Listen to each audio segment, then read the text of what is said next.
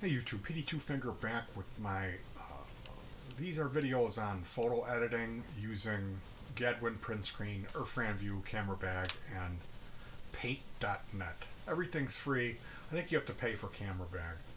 Now, if you want to take a look as far as downloading this stuff, it's IRFANVIEW Gadwin print screen paint.net.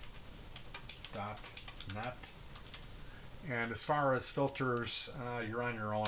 That camera bag is pay software, and I haven't found anything that will really replace that now. What we got going on here today, I'm going to show you how I use the software in tandem. So we saved these images from the internet using Gadwin print screen and IRFANVIEW to kind of crop them. Okay, so what I'll do here is hit Control D in IRFANVIEW. I'm going to make my white border size, bounce that up to, we'll bounce it up to 2. And then I'm going to hit Control D again and do a big gaudy double border on this. And I'm also going to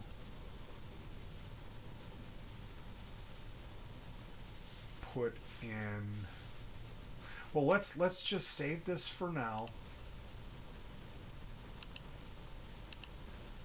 And then I'm going to put this black box in here and hit Control X, and that makes it black in there. Okay, now we're going to save as, and we're going to go Rocket 222.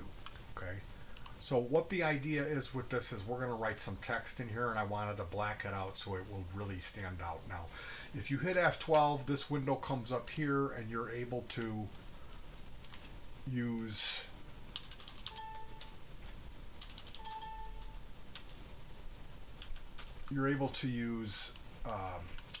IRFANVIEW to save your text.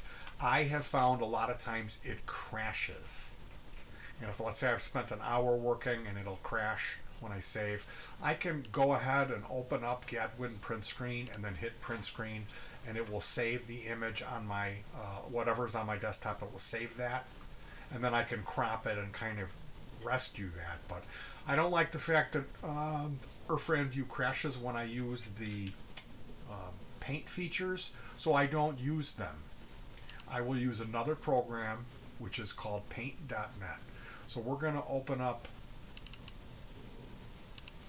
oh, I thought it was Rocket 222. We're going to open up Rocket 222 in paint.net. Open with paint.net. And paint.net is free, highly recommended. We go over here to lettering, and we got some, I've put some fonts in and some font packages. So I have some cool fonts installed in my Windows 7. So here we go. I'm going to go with we'll go with a red first. Rocket. Okay, that's going to be way too big. So I'll try dropping it down to 22. Rocket, it's just a little bit too big, so oh well. We'll drop it down to 18 so it fits. Well, there we have Rocket, and I'm going to leave that down and to the left just a little bit. And then what we're going to do is we're going to file save. Okay, and then I'm going to click again over here, change my color of my ink to blue, and rewrite the word, and you see we get this kind of 3D effect. You could move it around to your taste.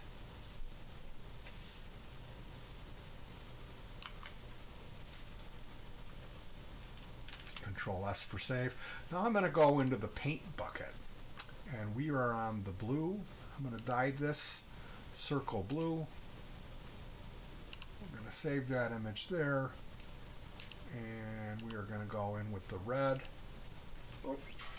Control Z to undo. Make sure we just get that red ring. And as you can see, we're doing this basic photo editing.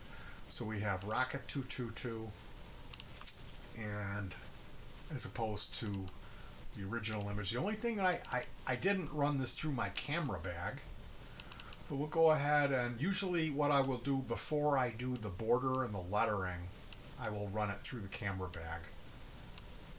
That was an after sight. So camera bag is filters to make it look like some of these make it really look like this 1958 filter makes it look really kind of authentically old. Let's go with something that really pops. I'll tell you what I'm going to do. We'll import the original image and give it one of these more modern filters that really pop, okay, and save that.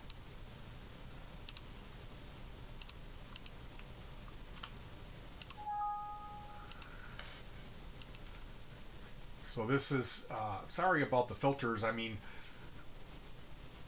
I guess in the future I'm going to have to try to find a more of a free type of a software you guys can use. But I'm going to go ahead and end this one because this is going to be a series.